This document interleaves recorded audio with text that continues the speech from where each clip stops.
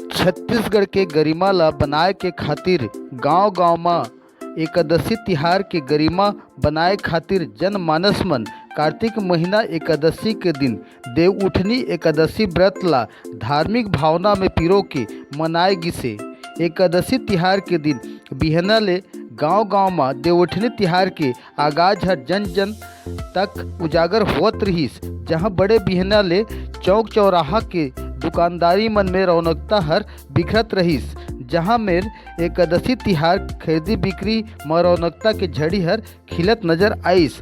चौराहा दुकान में लोगन मन के आना जाना हर दिन भर लगे रहिस, जहां पूजा पाठ करे के खातिर गन्ना फल कांदा रंगोली सहित अनेक प्रकार के दुकान हर तिहारी वातावरण के आगी तिपावत रहिस।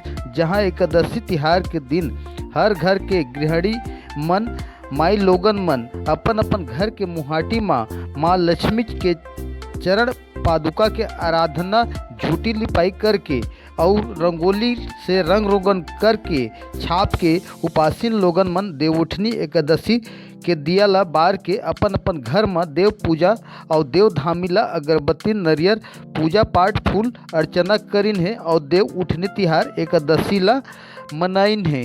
गांव-गांव में देकर गति है तीव्र रूप धारण करे रहिस। हमर चैनल में लाइक करो, सब्सक्राइब करो, कमेंट करो। छत्तीसगढ़िया 24 घंटा ले मैं ब्यूरो प्रमुख केशव महंत, रायगढ़।